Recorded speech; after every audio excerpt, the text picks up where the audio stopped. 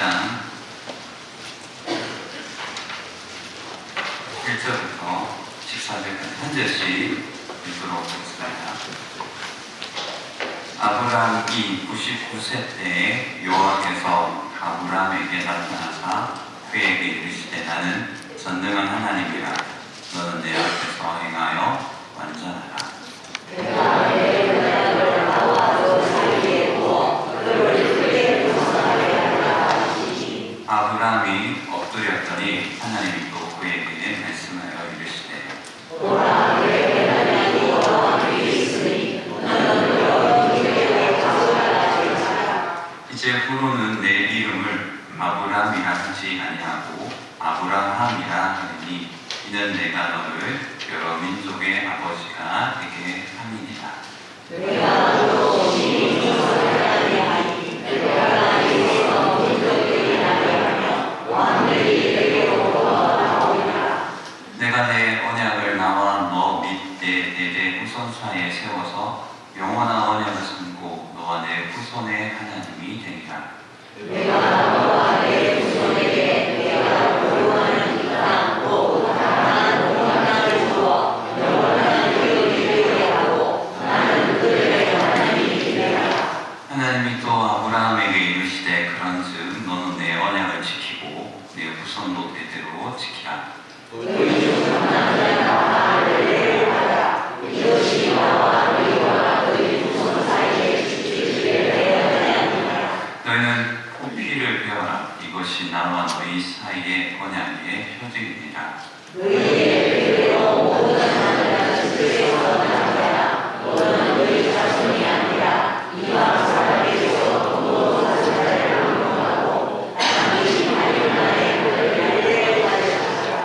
너희 집에서 난 자든지 너희 돈으로 산 자든지 할례를 받아야 하리니 이에 내 언약을 너희 살에 있어 영원한 언약이 되려니와 할례를 받지 아니하는 자나 그 회를 되지 아니하는 자는 백성 중에서 끊어지니 그가 내 언약을 배반하였습니다. 아멘. 기도하겠습니다.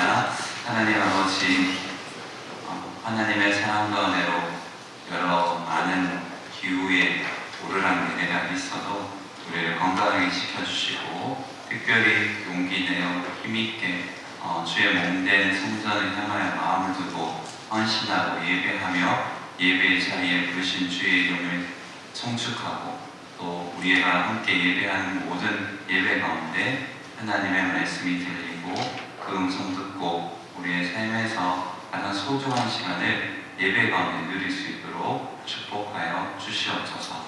예수님의 이름으로 간절히 기도드립니다. 아멘. 여러분들은 혹시 마지막 죽기 전에 이렇게 하고 싶은 말 이런 거 생각해 본 적은 없으실 겁니다. 아직 젊으셔서. 맞죠? 그렇죠. 근데 여러분 오늘 집에 가셔가지고 꼭 여러분들이 제일 사랑하는 사람에게 혹시 갑자기 우리가 천국 갈 수 있잖아요. 아무도 모르니까요. 여러분들이 내가 정말 소중한 사람에게 내가 정말 사랑하는 사람에게 꼭 한번 질문을 해보시고 대화를 한번 해보셨으면 좋겠어요. 예전에 버지니아 울프가 이런 얘기를 한 적이 있습니다. 사랑하는 사람과의 관계 속에서 가장 중요한 것은 서로가 있다는 정확한 경험입니다. 서로가 한번 완전히 밀착했다는 느낌이 있잖아요.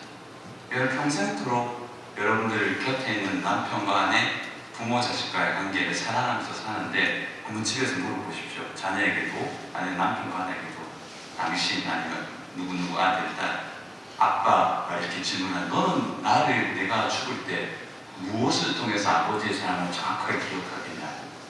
있다는 느낌이 있잖아요. 변하지 않는 추억, 소중함.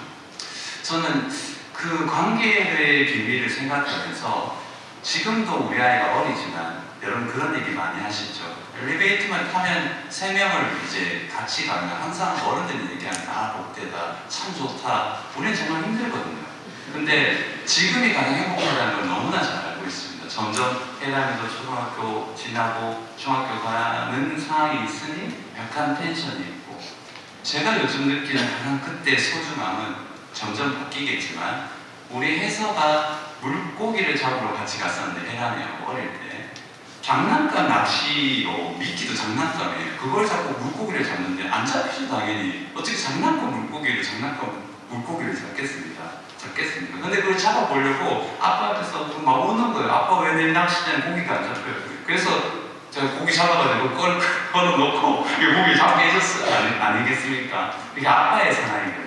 근데 이제 반대로 물어봐야 됩니다. 관계는 일방적이지 않잖아요. 그럼 지금 혜서한테 아빠가 참 너를 사랑하는데 언제 아빠를 너 사랑한다 느껴? 제가 며칠 전에 물어보니까 잘 모르겠는데 이렇게 얘기하더라고요. 이게 현실적으로 확 와닿는 느낌이 그 순간 갑자기 없는 거고 아이들은 여러 가지 생각이 있을 수 있겠죠. 그래서 교육학에서 통계를 한번 내본 적이 있는데 부모님에게 자녀를 사랑하느냐 물어봤는데 통계가 몇 프로 나온지 아세요? 99.999%입니다. 당연히 여러분 부모님들한테 자녀를 사랑한다 물어보면 그럼 100%가 나오죠. 오차범위 안에서 그냥 100%라는 뜻입니다. 근데 충격적인 통계가 뭔가 하면 자녀들한테 물어봤답니다. 초등학교 이상의 자녀들에게 부모를 사랑하냐 물어보니까 몇 프로인지 나온지 아세요? 33%밖에 안 나왔습니다. 좀 충격받으시죠? 아무도 충격 안 받으시는 것 같은데 저는 그때 수업 들으면서 우리 정교회순에 오셨던 우리 교수님도 수업을 하면서 굉장히 좀 충격적인 통계 몇 해 전이었으니까 지금 더 하겠죠? 여러분 집에 가서 물어보시길 바랍니다. 너 나 사랑하니? 이렇게 물어보지 마시고 저렇게 잘 웃으셔가지고 부드럽게 맛있는 것도 사시면서 야 엄마 아빠를 네가 영원히 기억해야 될 건데 영상으로 말고 언제 접근 끊어서 느껴요? 물어보시길 바랍니다. 왜 제가 이 얘기를 하느냐 하면 여러분 아브라함의 이야기의 서사를 느낄 때 제가 이번에 새롭게 좀 느낀 점이 좀 있습니다. 사실 저는 굉장히 교리적이고 신학적인 설교를 하기를 좋아합니다. 우리가 많이 회개를 했고 남북에 와서 담임 목사님 통해서 좋은 교육자들을 통해서 많이 훈련받아서 많이 외피를 벗어냈지만 여전히 문장과 단어는 어렵습니다. 그래서 예전에 고등부 제가 처음으로 전임사에 계셨던 고등부 설교의 그 설교를 좀 들어보고 지금도 영상이 많이 남아서 그리고 원고를 읽어보면 지금 설교해도 어려운 설교를 그때 고등부 학생들에게 했던 거예요. 그래서 그때 담임 목사님 저한테 2년 동안 얘기한 게 당신이 좋아하는 설교를 하지 말고 요리를 해라. 저한테 늘 얘기했습니다. 먹어서 씹어서 좋은 요리를 만들어야 되지 지금 당신이 좋은 걸 자꾸 우격단식으로 넣으면 고등부 아이들이 먹겠냐고. 그때는 젊어서 잘 몰랐습니다. 정확하게는 솔직히. 근데 지금은 그 이야기가 어떤 얘기인지를 충분히 알고 있습니다. 여러분 아브라함의 이야기에서 여러분의 인생의 서사 가운데 가장 중요한 핵심 그리고 가장 좋은 플롯 가장 완벽한 클라이막스 레미제라블 이야기대로 가장 클라이막스가 어디라고 생각하세요? 즐거운 이야기가 그렇게 많으신 것 같은데 네. 여러분 인생에서 아브라함 이야기만 생각해보면 우리는 항상 이삭을 드렸었던 그 번제단의 이야기로 거기에서 스팟이 들어갑니다. 근데 오늘 본문을 좀 읽어보고 제가 좀 묵상해보니 뭐 정답이라고 보기에는 좀 어렵지만 오늘은 굉장히 개인적인 묵상 가운데 얻은 좀 좋은 교훈을 함께 나누고자 합니다.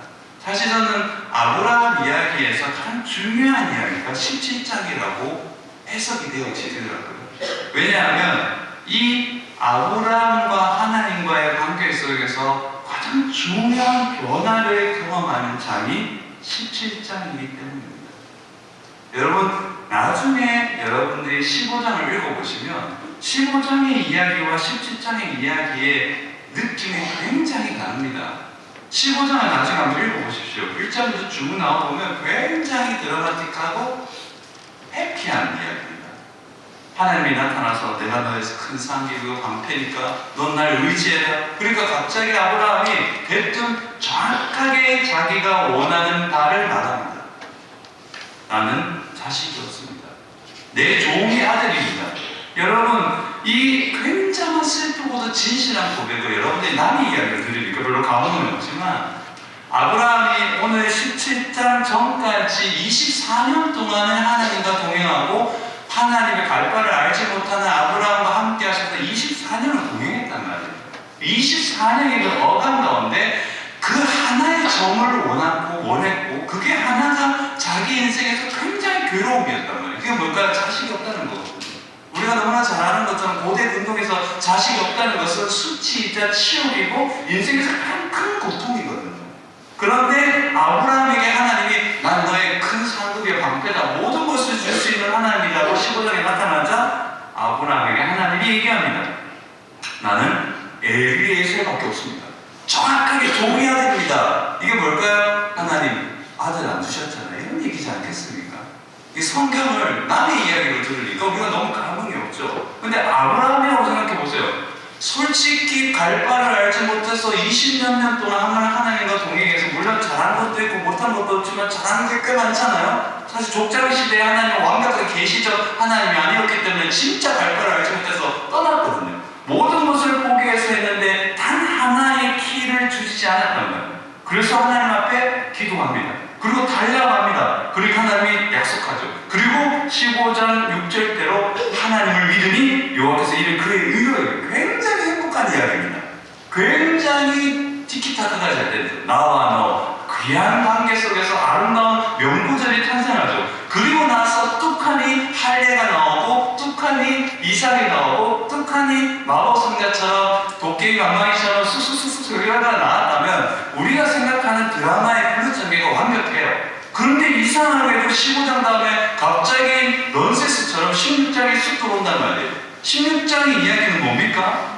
완전히 인간적인 이야기거든요. 16장은 어떠한 신학자의 이야기대로 다르게 이해하면 하가가 이스마엘의 이야기라고 하는데 사실 이 이야기를 조금 더 다시 구체적으로 생각해보면 이것은 하갈과 이스마엘의 이야기가 아니라 하나님 안에서 절망을 가지고 경험했던 한 인간의 철저한 몸부림에 대한 이야기예요. 그가 만나고 경험했던 하나님을 믿고 신뢰했어요. 아들 분명히 주실 거라고 믿었어요. 근데 아들이 안 나타나거든요. 임신이 안 되거든요. 그러니까 하갈 스스로가, 사례 스스로가 아브라함을 찾아가서 안 되겠다. 하나님이 임신 못하게 한다. 우리 딴 방법을 찾자 해서 이스마엘이 확 태어나잖아요.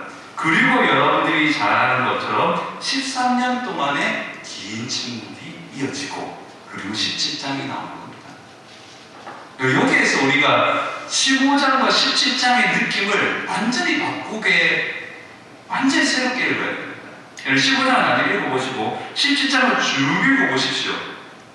24년 동안 동행하고 13년을 침묵의 과정을 겪은 후에 17장에서 하나님이 갑자기 나타나서 1절처럼 얘기합니다. 여러분 1절을 다시 한번 읽어볼까요? 17장 1절입니다. 같이 읽겠습니다. 시작.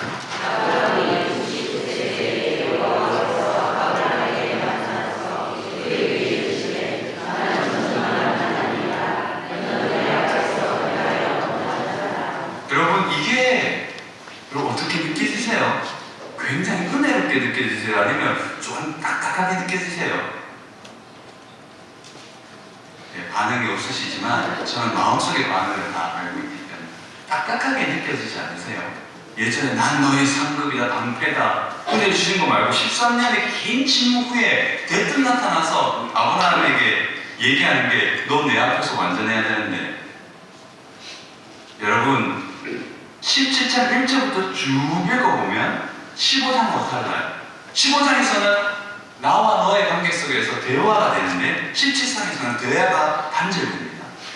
대화가 끊겨요.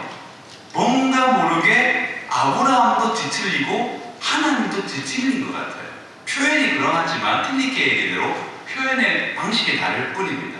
여러분 잘 생각해보면 17장을 쭉 읽어보면 가장 중요한 우리가 느낌을 읽으셔야 됩니다.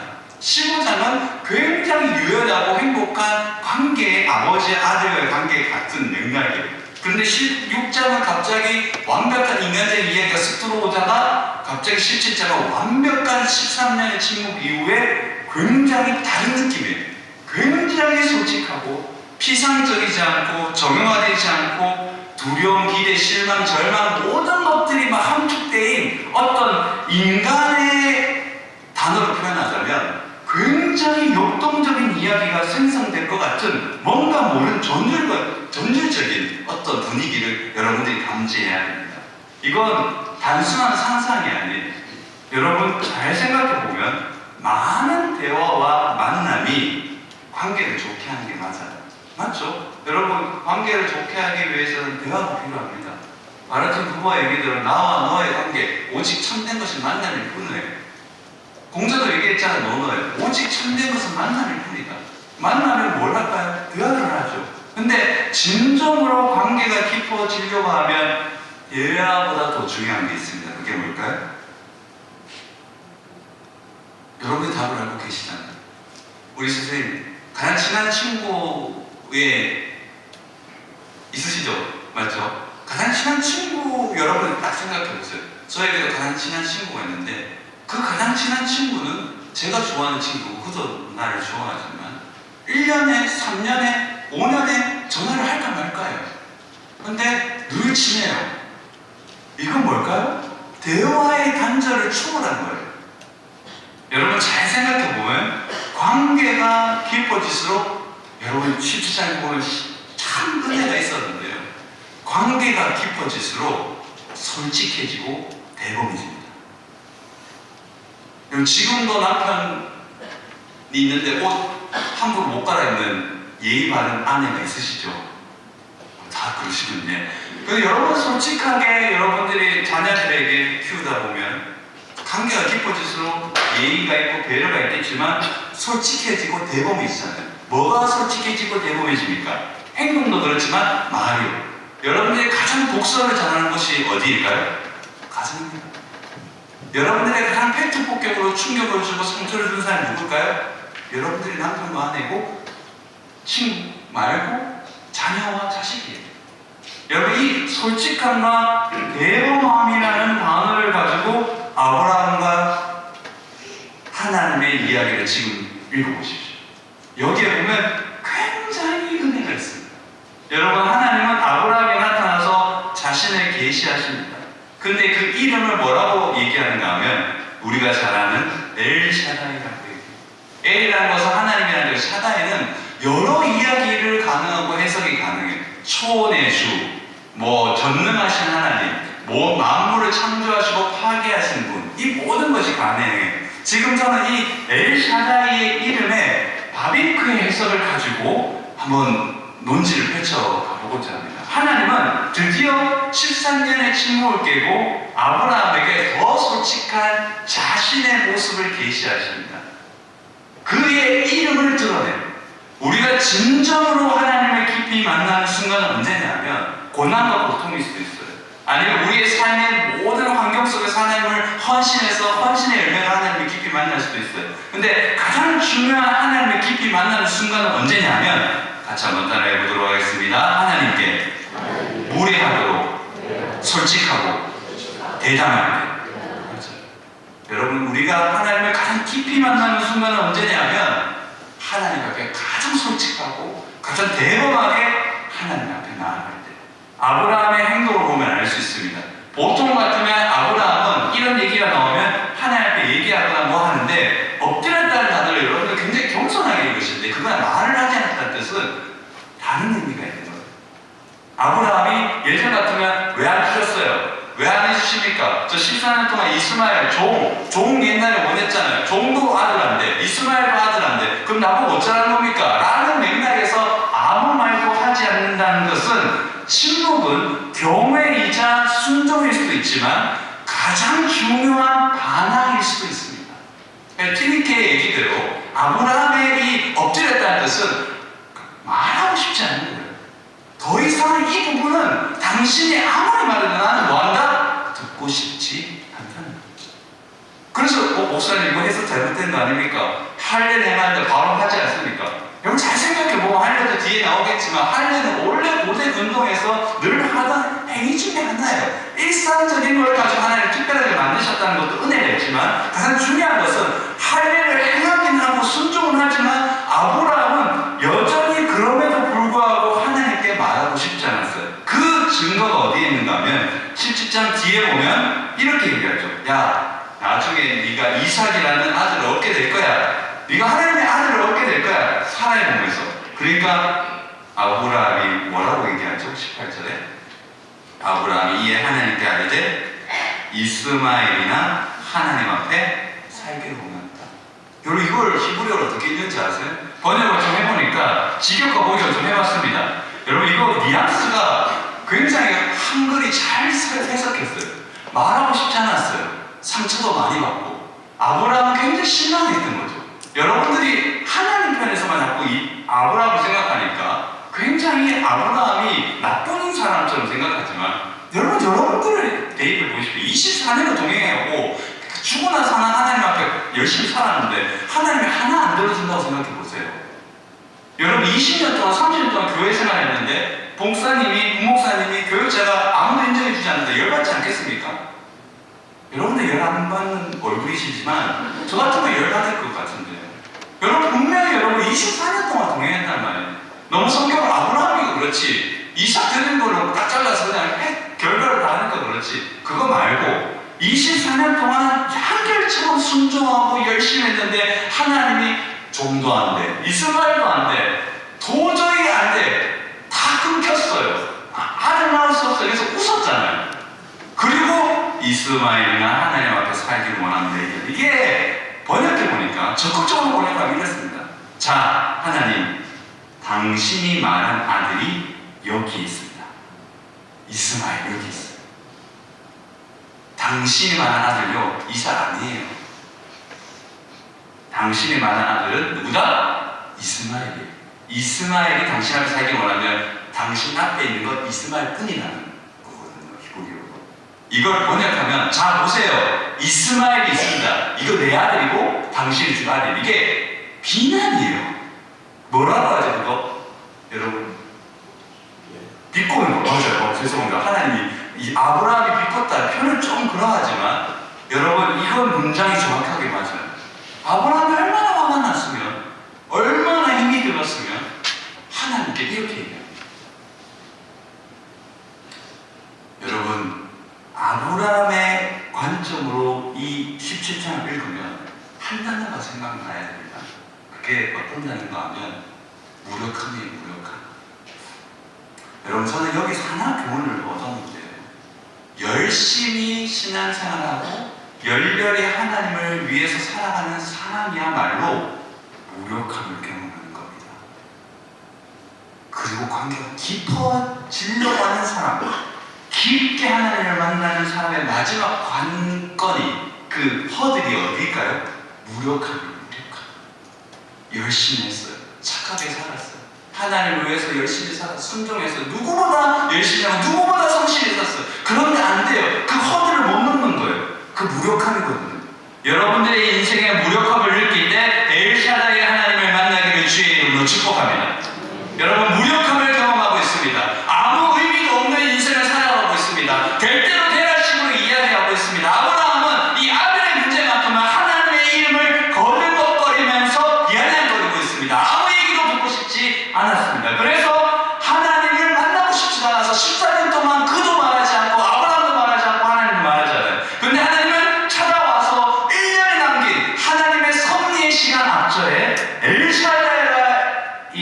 엘샤다이라고 얘기합니다. 이 엘샤다이를 헤브라어 말인 그가 정확하게 얘기했죠. 이 엘샤다이는 창조와 자연을 복종시켜 은혜의 일을 현재 상황에서 베풀어 주시는 하나님의 이름이다. 즉 모든 것을 할 수 있고 역전시키시는 하나님이지만 그 하나님을 이야기할 때 엘샤다이는 그것을 지금 이 순간 은혜로 그 은혜 받는 당사자에게 역사하시는 하나님이라고 쓸 때 쓰는 엘샤다이. 즉 아브라함 입장에서는 절망적이고 무력함을 경험하고 아무 희망이 없어 침묵 가운데 비아냥거리는 이 순간에 하나님은 엘샤다이, 드디어 내가 너의 현실에서 완벽한 인생의 변화를 주겠다고 얘기하는 겁니다.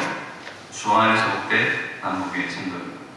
우리가 가장 무력함을 경험하는 순간 하나님은 여러분들에게 엘샤다이의 하나님을 경험하게 하실 줄 믿습니다.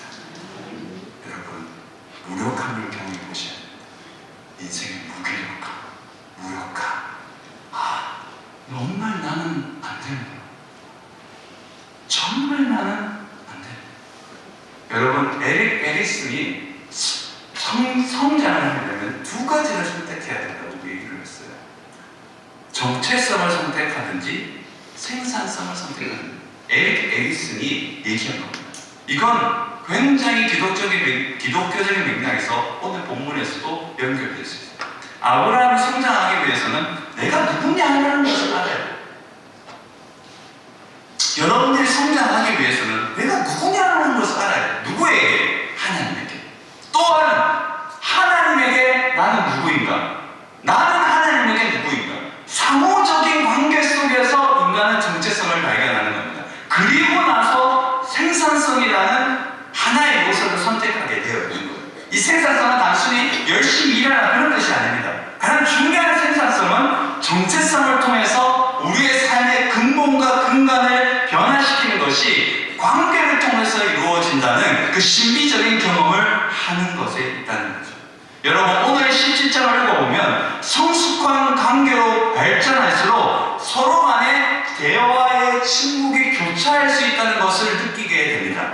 여러분, 할례는 사실 굉장히 단순하고 명료한 겁니다. 표피를 잘라서 자른다는 뜻이잖아요. 고대 근동에 있었던 어떤 예식인데 그걸 하나님은 당연하고 평범한 예식을 잡아가지고 그걸 가지고 특별한 하나님의 언약의 방식으로 쓰거든요. 그런데 이 단순하고 명료한 것을 통해서 하나님이 영원한 언약, 신약으로 말하는 세례와 입각한 언약의 징표를 주신 이유는 언약의 징표가 주는 의미가 큰 거지 할례 자체가 중요한 것이 아니거든요. 그러면 이 가장 어려운 순간에, 가장 무기력한 순간에 왜 할례를 주셨을까요? 왜 할례를 주셨다고 생각하십니까? 15장을 주셨으면 더 쉽게 할 건데. 맞잖아요. 목사님, 그러니까 그냥 좋겠죠. 그럴 재미도 없어요, 성경이. 왜 꼭 무기력할 때? 딱 그럴 수 있죠. 해석이 맞으면 99세를 딱 빼고 준비하기 위해서 하나님이 정확하게 99% 주는 게 맞아요. 그러나 오늘 17장만 읽으면서 해석할 수 있습니다. 그게 뭘까? 왜 꼭 이 순간에 하나님이 영원한 언약의 뼈를 정말 마음도 없고 정말 하고 싶은 마음이 없는 아브라함에게 이걸 하라고 했을까요? 왜 그랬을까요? 여기에 이삭을 드리기 전보다 더 위대한 신앙이 있습니다. 같이 한번, 좀 노골적인 표현이지만 같이 한번 따라해보세요. 기분 나쁘더라도 할 것은 해야 된다. 내 앞에서 완전해라. 이게 뭔지 아세요? 완벽하다는 것이 아닌 건 아시죠? 이건 제사 드릴 때 짐승이 완전하다 할 때 제의적 제물이 흠이 없는 거예요.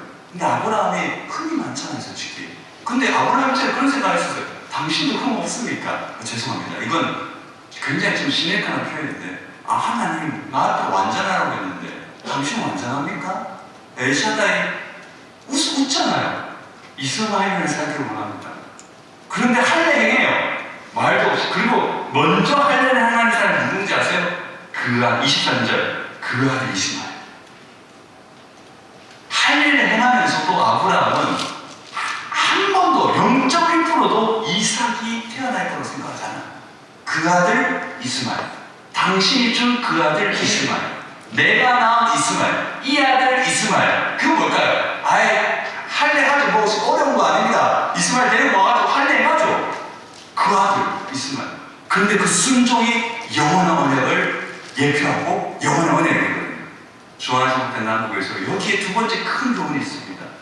여러분, 우리가 무기력하고 아무 힘이 없고 기적을 경험하지 못하고 그 상처 때문에 여전히 내 안에 있는 하나님에 대한 원망과 고통과 막 미친 듯한 분노가 있어도 하나님 안에서 거룩하신 하나님 앞에서 나를 누르고 짓누르고 끝까지 하나님을 원망하지 않고 그 누가 뭐라 해도 끝까지 문을 두드리는 하나님 앞에 문을 열려고 몸부림치면, 그리고 그것을 순종하면, 아무 생각 없이 순종하고 어떤 완벽함이 아니지만 윤리적인 도덕적인 흠이 없는 맥락에서 최선을 다하면 하나님은 여러분들을 받으시는 엘샤다이, 은혜로운 하나님, 완벽하고 온전한 것을 만드시는 유일하신 전능하신 하나님을 믿으시기를 바랍니다. 그래서 파커 팔머의 얘기대로 완벽함은 온전함입니다. 온전함은 흠이 없다는 뜻이 아니라 흠이 있음에도 불구하고 흠 있는 것을 받아주는 자에게 흠이 없는 것처럼 흠 있는 것을 계속해서 분투하면서 가져가는 거예요. 영원히 우리는 흠이 많을 겁니다. 그러나 우리 주 예수 그리스도 안에 신약적인 표현으로는 우리 주 예수 그리스도 안에서 우리는 우리 안에 있는 하나님의 은혜로 말미암아 예수로 말미암아 흠 없는 존재가 되었고 계속해서 무기력과 눈물과 상처와 억울한 일과 고통을 당할지라도 예측 불가능한 하나님의 섭리의 시간 안에 우리의 무기력한 시간도 우리의 절반적인 시간도 하나님의 시간으로 바뀔 줄 믿습니다. 여러분 17장은 하나님의 시간이 도래했다는 선전포고예요. 예측할 수 없는 하나님의 시간의 선전포고입니다. 그 다음 1년 후에 하나님 웃게 하시죠. 나의 이웃을 웃게 하셨다는 표현이 있습니다. 나의 예측할 수 없는 시간 속에 직접 찾아오시는 하나님을 만나는 것은 경험할 수 없는 우리의 계획 없음에 참여하시는 저돌적인 하나님을 경험하는 거거든요. 여러분 가장 중요한 맥락에서 제가 은혜 받은 것은 그렇다면 왜 하나님은 아브라함에게 뭘 하시지 않았을까? 여러분 억울하지 않으세요? 우리는 하나님 원망한 적 없잖아요. 여러분들은 원망하지 않으셨겠지만 저는 하나님 원망한 적 꽤 많거든요. 저는 좀 진솔하게 기도하는 편입니다. 예전에는 안 그랬는데 사실 좀 상처를 덜 치유받아서 그렇게 좀 많이 치유받았는데 열심히 이제 교육을 받고 근데 여전히 내 안에서 기도해요. 우리 저희 형님도 좀 어려운 일 당해서 요즘 전화하다가 형님이 너무 상처를 받은 막 배신당하고 학원 쪽이 되게 다 그렇거든요. 형한테 이제 형 괜찮아. 악인들이 많으니까 개가 문다고 해서 개를 물에 뜯으면 안 돼. 형이 개가 될 수는 없잖아. 형이 그래 맞다 하면서 하는데 그래서 내가 좀 죄송하면 그냥 걸러들어 주십시오. 내가 저주의 기도라도 해줄게. 이렇게 웃으면서 얘기했어요. 맞죠. 내 친한 사람을 누가 건든다면 저주라도 뽑아야 되지 않겠습니까? 아브라함이 하나님의 저주를 받잖아요. 우리 같은 상식적으로 생각해보세요. 이렇게 비아냥거리고 야 이스마엘이랑 살기를 원합니다. 여기 되도 않은 말이잖아요. 이 자식 미쳤나? 이렇게 얘기하지 않겠습니까? 자식이 내 자식이 그렇게 아빠한테 뭘 하는데 대든다고 생각해보세요. 기특이 날아가지 않겠습니까? 이게 집안 얘기는 좀 죄송한데 제 첫째 조카가 공부도 잘하고 잘해요. 좋은데 봤어요. 근데 참 부모한테 너무 험하게 해요. 설날 때 막 잔치상이었는데 막 미친듯이 막 폭언하고 막 난리였단 말이에요. 왜 그러냐면 상처 나 아빠한테 엄청 많이 맞았거든요. 처음 들었어요. 초등학교 때까지 막 몇 살 갖고 막 기대기 맞고 막 그 저희 자형이 워낙 반듯한 사람이라 그걸 견딜 수 없는 거 예의 없는 거 막 미친듯이 때렸다고 하더라고. 막 노트북 던지고 막 상처가 있는 거야 아빠한테. 여러분 아브라함이 왜 안 혼났을까요? 전 거기에 고민이 들더라고요. 한 2시간씩 계속 고민. 하나님 왜 안 혼냈어요 아브라함이니까. 그 답이 아니잖아요 사실은. 우리는 왜 혼냅니까 그러면? 우리는 왜 분노도 못하게 합니까? 여러분 하나님께 분노하시기를 바랍니다. C.S. 루이스가 얘기한 거예요. 건강한 거룩한 분노는 거짓된 경험보다 나아요. C.S. 루이스 전문가의 우리 손민환 전사한테 물어보십시오. 문장에서. 왜 그런가 하면 참 은혜가 있더라고요. 여러분 왜 하나님은 믿음 없는 아브라함이 무리하게 말하는데도 그걸 뭘 하지 않았을까? 여기에 저는 저만의 은혜를 받았습니다. 자기 목소리를 낼 수 있을 만큼 관계가 깊어진 겁니다. 내 목소리를 내고 있어 이제 아브라함. 옛날에는 그냥 순종했어 기계적으로. 근데 이 얘가 컸거든. 야 반항도 안 해? 반항도 갔을 거야 네가. 성장했구나. 주시는 거. 그리고 이삭 같이 하니까 아무 말 없이 죽인 거. 17장이 없으면 이삭 바치는 시간이 없어집니다. 여러분들의 무력한 시간이 없으면 절망이 없으면 이삭을 드릴 수 없을 겁니다. 마지막까지 귀 기울이는 사람, 하나님의 깊은 음성에 반응할 수 있는 사람, 마지막까지 깊게 무기력을 경험해보는 사람, 그 사람이 이삭을 드릴 수 있는 사람입니다. 여행을 하기 위해서는 딱 두 사람이 필요하답니다. 까미가 얘기한 대로 여행에는 두려움이 필요합니다. 여행을 하는데 너무나 많이 알아가지고 이 모든 걸 준비해서 재미가 하나도 없습니다. 두려움, 긴장이 있어요. 앞을 보지 못하는 게 있어요. 그리고 또 하나, 여러분이 잘 아는 것처럼 가장 친하고 시간이 줄어들고 시간이 빨리 가는 것처럼 느끼는 동행자가 있어야 돼요. 이분이 아브라함에게는 하나님. 두려워할 대상이지만 막대 먹게 얘기해도 받아들일 수 있는 유일하신 분. 저는 저의 무기력을 경험해본 사람의 입장에서 굉장히 실질적으로 은혜롭게 읽었습니다.